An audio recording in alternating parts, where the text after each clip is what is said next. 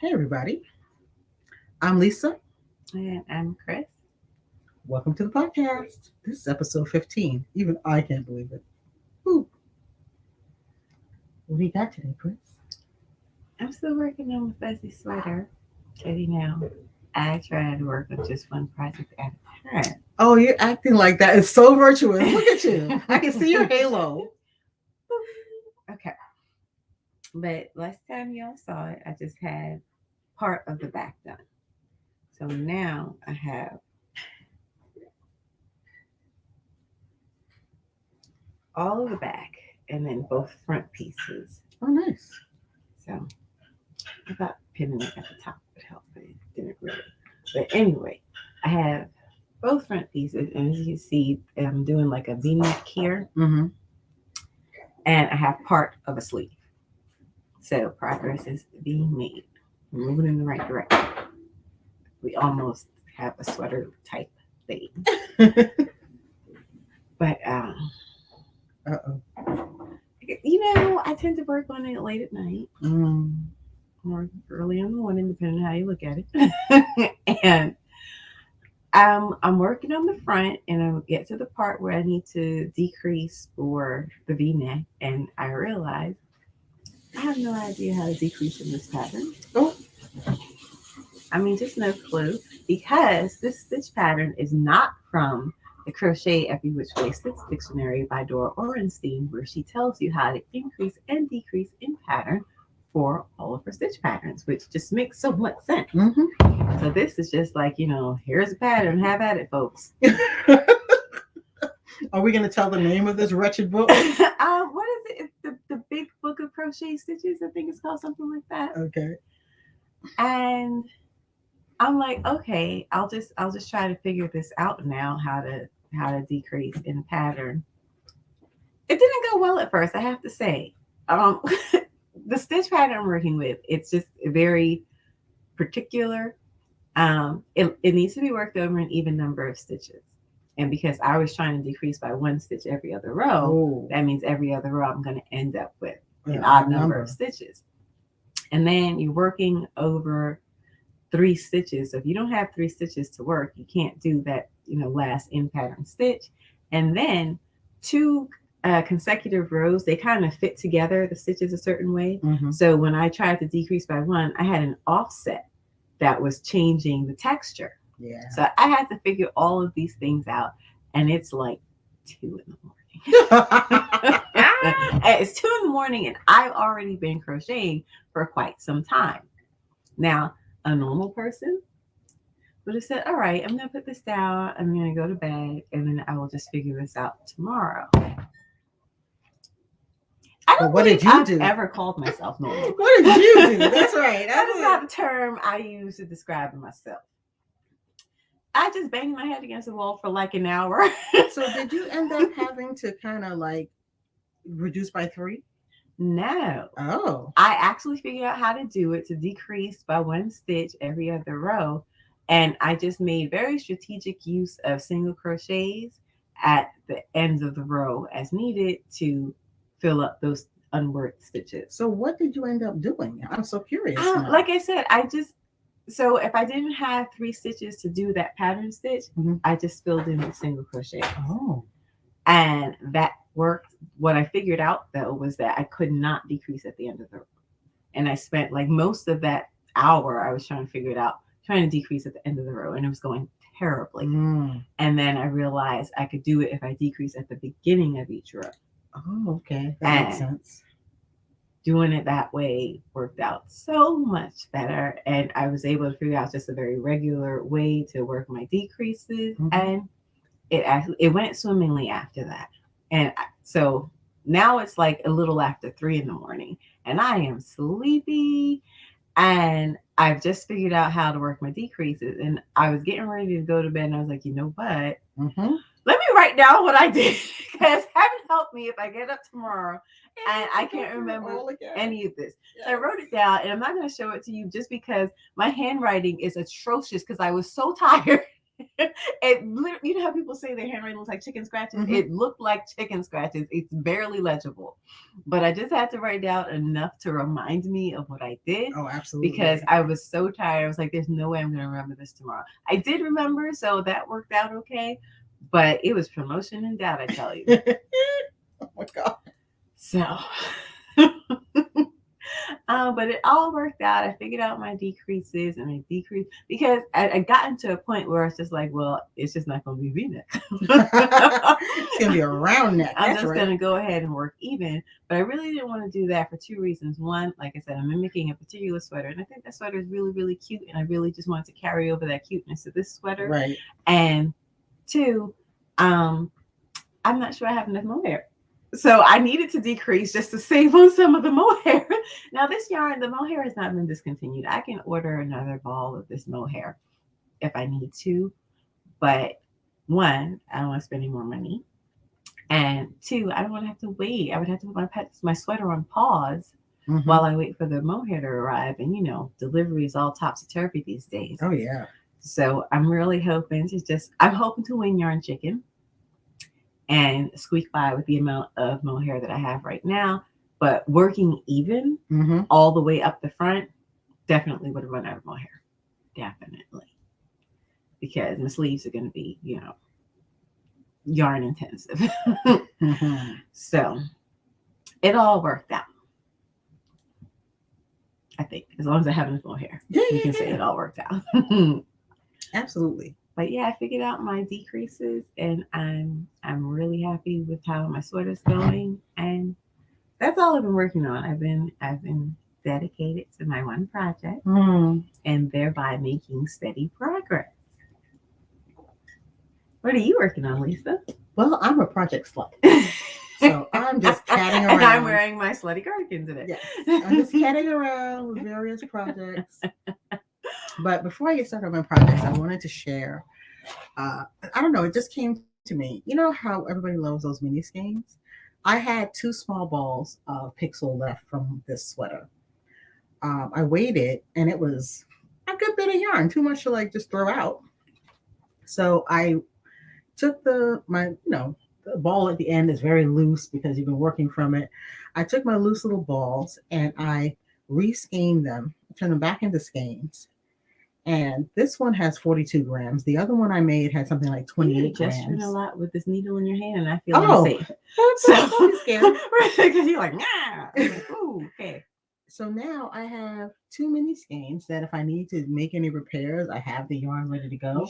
Do you have enough to make some socks? That'd be so cute. Wouldn't that be adorable?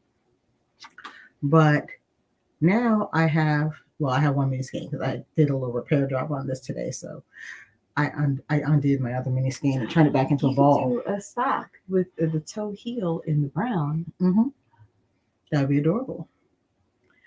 So what I did was, since I long since lost all the labels, while it was still fresh in my mind, I just took an index card and cut it in half, punched a hole in it, and I gave myself all the information.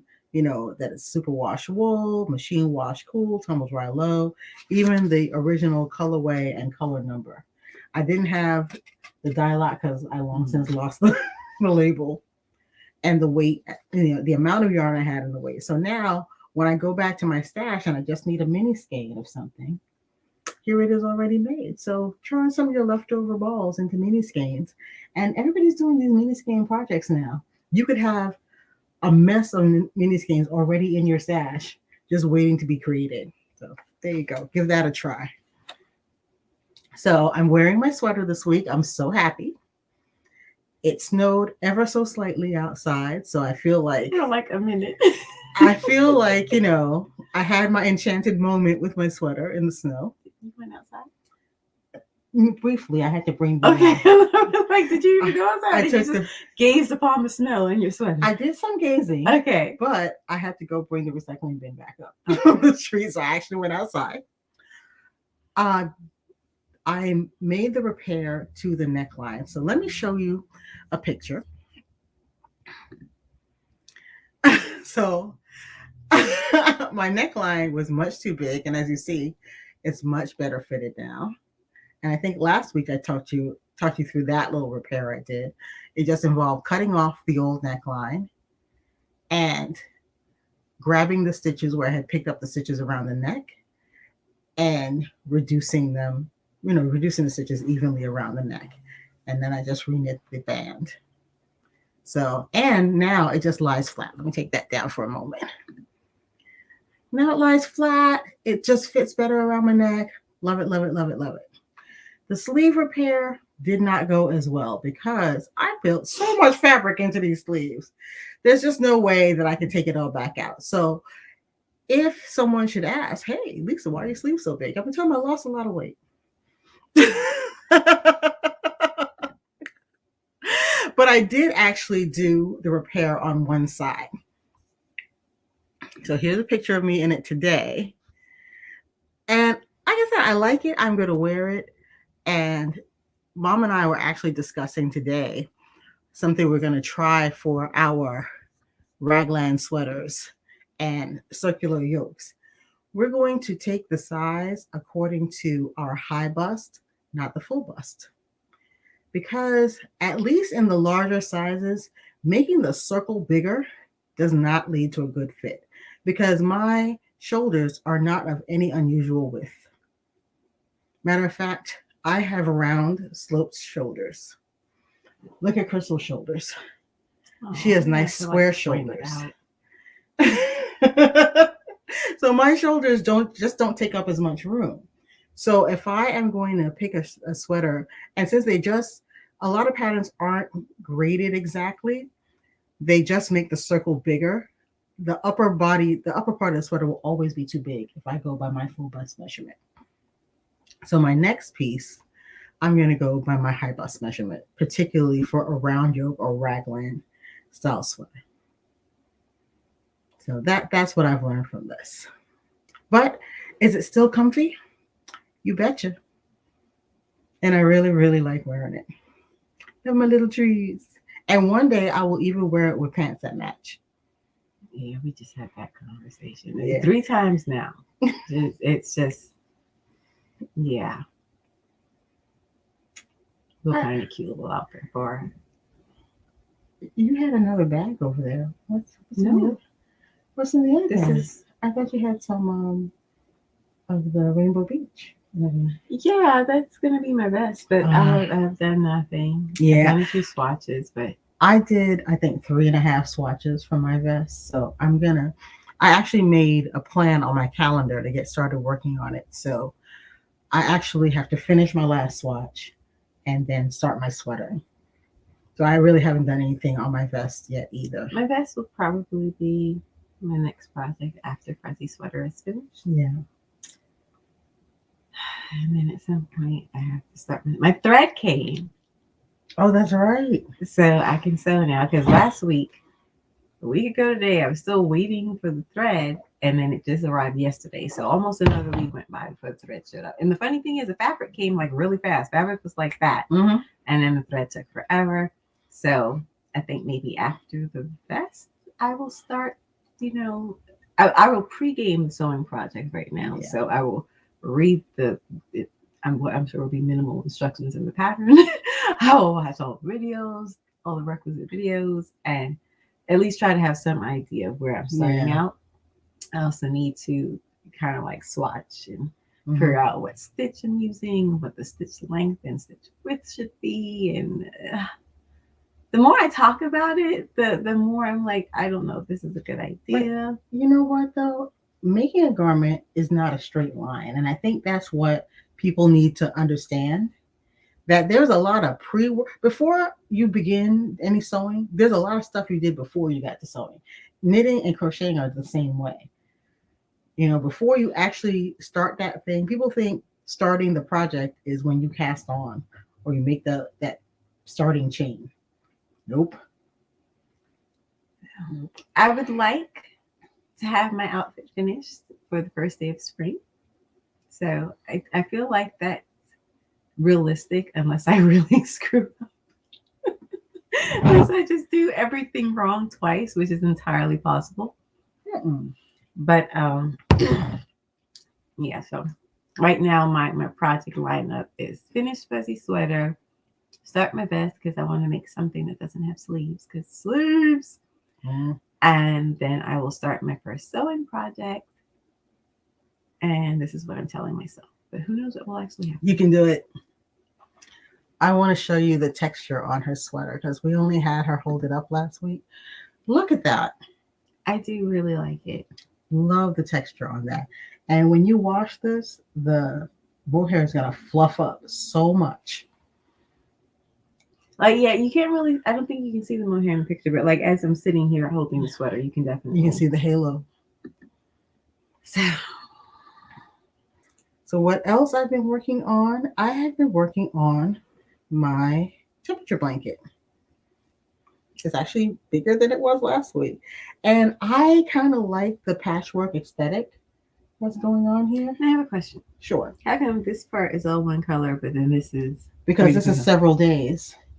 This is and they several were all days in the same temperature band. Okay. Yeah. Got it. That was like, what's happening? My temperature bands are 10 degrees. So if it's within 10 degrees, that's what's going to happen. But then we've had more temperature shifts along this side. Got it. Now, I've decided that each color band, it should be about 10 garter ridges. And I was being very strict about that. That's why some of my corners are two different colors because half the corner is 10 garter ridges, the other half. But I decided I like the look better when I make the corner all one color. So that's what I'll be doing. So some of going forward, my corners will be one color.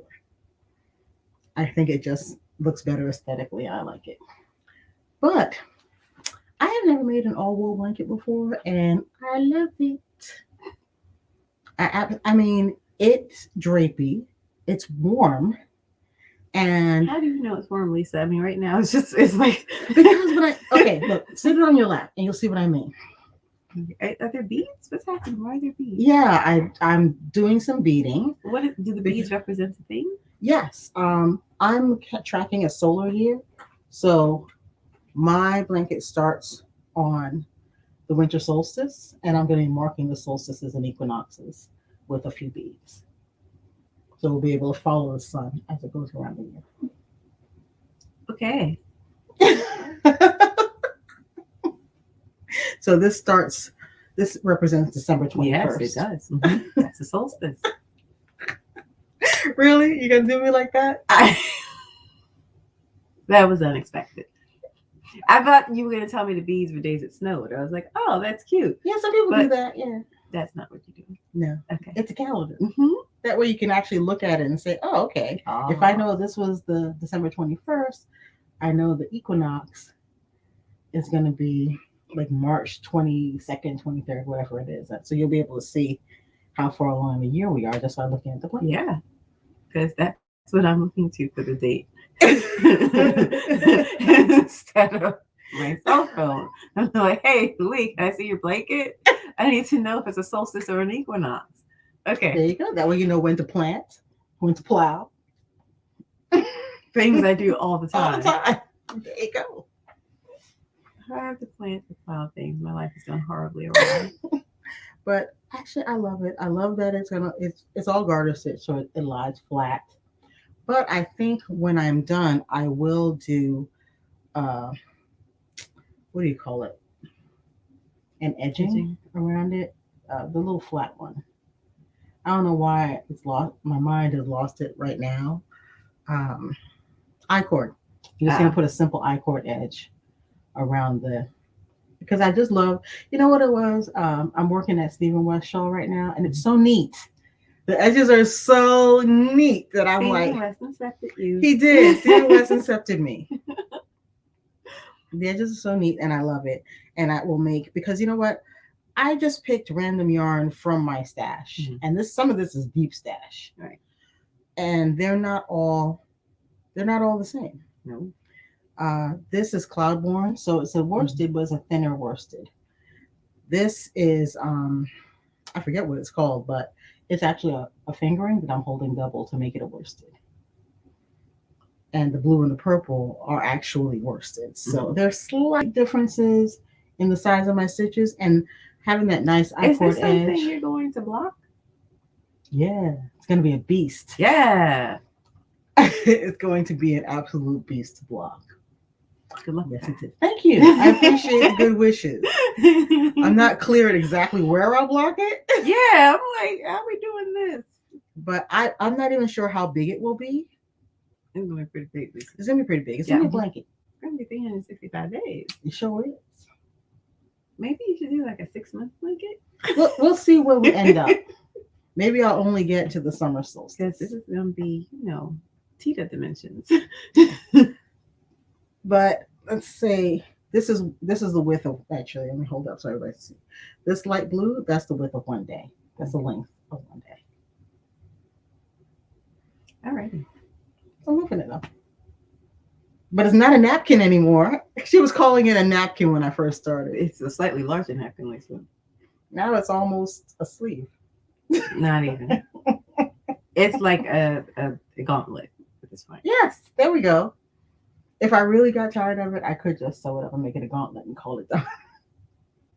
Well, you know what? You could do like a pair of gauntlets for each month instead of a blanket for the whole year. There you go. That's one way to go. You can work. See, I think I could do like a month kind of thing. A whole year. Mm-mm. But you know what? I really did want to have something that I can kind of work on in the background. Mm-hmm. That's not that pressing. Yeah, I see that. I can pick it up all the time. The only thing you need to do when you're working on a temperature blanket is keep track of the temperature day by day. You don't even have to keep track of it day by day. What I've been doing is I try to stay a day or two ahead. Yeah. And within 2 days, the weather report is very accurate. And I'm charting the high for the. I mean, it's not going to say that it's going to be 12 it's degrees. Not like we're actually planting by the blanket. So if it's off by a degree or two, I think that's fine. Yeah, it's not that big a deal. So just write it down, keep it in a notebook so you can find it. And if you do get behind a couple of days, but you know what? If I do another one of these, and I'm kind of charmed by the project right now, so I think I might planning number 2. I might end up doing one. I would still find another pattern where I don't have to knit long rows, because I can imagine if you're knitting something this wide. That's what I've seen, and that's why temperature blankets hold zero appeal for me. You know what? I will do a blog post and show different kinds of temperature blankets, both knitted and crocheted. The only thing I could think of is maybe doing some sort of strip blanket and then like a join as you go kind of thing or something. Like I don't know. I've seen some things, because that long row nonsense is not for me. So I would always do something along these lines. Yeah. Where it's just not that big a deal if you get behind a couple of days. I'm not going to look at this row with 200 stitches in it and like, I see how they get set aside. I don't know how many people I've seen actually finish them. Well, Tony Lipsy finished a bunch. She finished more than one? Yeah. Okay. Matter of fact, apparently she's been doing one every year for the last few years. Okay, because I've seen some of her videos. It's like I'm a little behind. But you can get behind. But I'm doing, it's garter stitch. So to do garter stitch, you need 2 rows. I'm doing 20 rows of 10 stitches. Yeah. That's my unit. So it's just not that big a deal. So I will do that. I will just throw out some suggestions out there for temperature blankets that are not just long rows of stripes. And you can always do a temperature scarf if you want to. It's just a reasonable amount.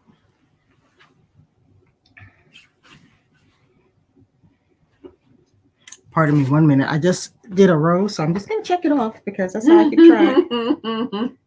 Yes, one does want to stay organized. Got to keep track of that. The other thing I've got is my Stephen West shawl. Painting rainbows. No, painting honeycombs. I don't know why my mind decided that it's called painting rainbows. I say that wrong almost every time, and I think that's why I haven't learned the name properly.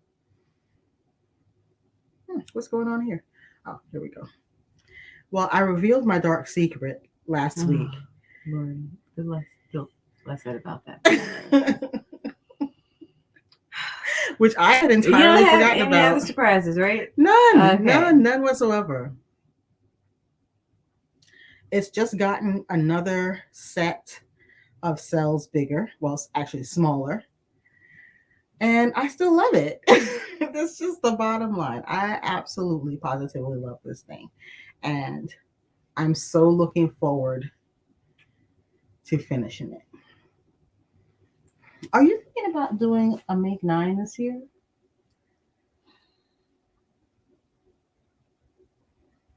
Because you do have things planned. I don't know. Like, I can't really announce ahead of time what things I want to make because I tried that once, but plans change. Like, I made a make 9. I think maybe the second year we had the store. Mm-hmm. But then I decided I just wasn't feeling working from Patterns anymore. And all of my make 9 was from Patterns. And I didn't make any of those things. So planning what I'll be making in like October from now is just me making lies. Well, I'm not even gonna. I think I am gonna publish a make 9, but I'm not going to attach it to time because I won't necessarily make things in that order. But the idea is that those are the things you're gonna make for that year, right? Over the course of the year, yeah. But I have no idea. Sometimes I just look at a yarn and I'm just like, oh, I think I can make this with it. I'm not organized enough for a make 9, is what I'm saying. I stitch by the seat of my pants. But I'm like, since I have some things planned, I think I'm gonna announce them. I have like this idea that there are specific techniques that I want to learn. Yeah. So I'm thinking more of kind of like a learn 9 where I just decide on the I things like that. I want to learn and then make projects attached to those things. That's another way to do it. I like that. But we'll see. We'll see. That may or may not come to pass. Well, I told you guys last week, but I am working this in a DK weight, which is larger than the weight called for. So this is my longest edge. This is going to be quite the shawl, but it's getting smaller as we go. It's bigger than your blanket right now. It is bigger than my blanket. I absolutely love that. Sadly, I did not plan ahead, so these cannot be worn together. This is not the thing. But this is Berroco Ultra Wool. That's the light color. And the multi is Colorburst from Universal. Lovely, lovely yarn. And like I said before, I'm going to have to block the living daylights out of this. You can get this needle caught in your hair. Because I don't know if you can see from here. I might have to put a close-up of this on our Instagram. But the cells, there we go. They sort of pull everything in. Mm-hmm. So when I block this, I think I'm going to, and I'm not normally a wet blocker, but I'm going to wet it. And I'm going to pin the living daylights out of it and just get it to lie flat. I am hoping that it will stretch out. The Colorburst has some acrylic in it. Mm-hmm. So I'm not clear on whether or not it will stretch out and stay stretched. If that doesn't work, I'll put it in the dryer and blast it a little.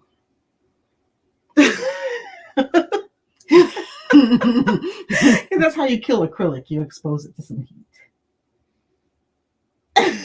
Are you okay? You know what? But what about the wool? The superwash wool. The Colorburst, though. I don't think Colorburst is superwash, is it? I believe it's superwash merino and acrylic. So I should be able to. I think as long as I don't expose it to like excessive heat, it should be fine. But we'll see.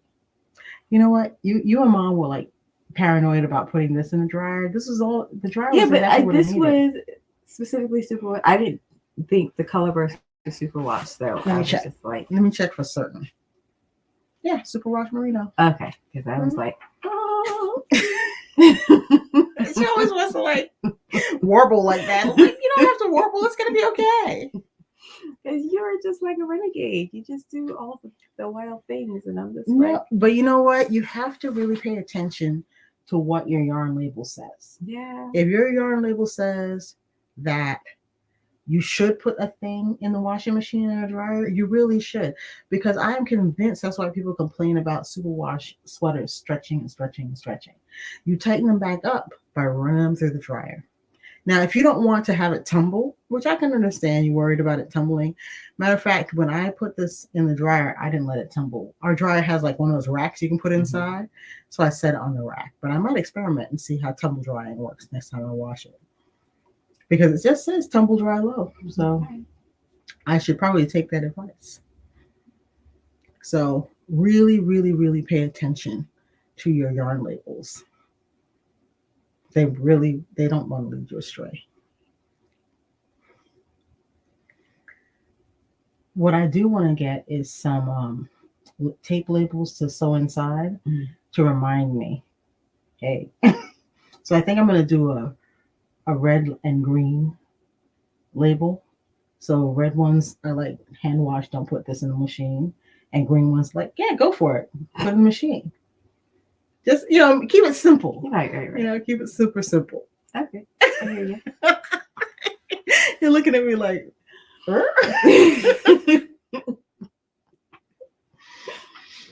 I do have a little bit of shop news. I am coming out with a new class shortly.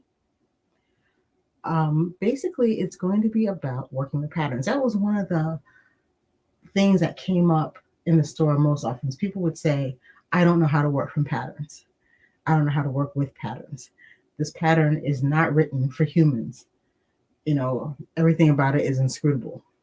So, I mean, really.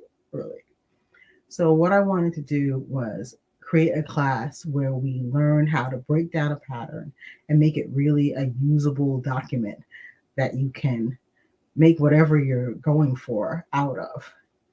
At the same time, it'll teach you how to evaluate a pattern so that you'll know whether or not it's even worth it to put your time in, because all patterns are not created equal. No, they're not. You got anything else? Yeah, because I'm working on one little monogamous project. Oh. And that's all I have for the time being. Boring monogamous. Oh, you know what? I just saw something that had tons of gorgeous knitwear in it. Don't look up. Don't look up. The female lead character, who is a woman, she played Katniss. Jennifer Lawrence wears hand knit sweaters all through the movie. Do check it out if you like to see knitwear on camera like I do. I'm always looking for some. All right. I think that's it for today. Thank you so much. Have a great day, everybody. Now, Mommy would love it if you liked and subscribed. Yes, please do like and subscribe. We'd appreciate it too. Yay! We're trying to get to 200 subscribers.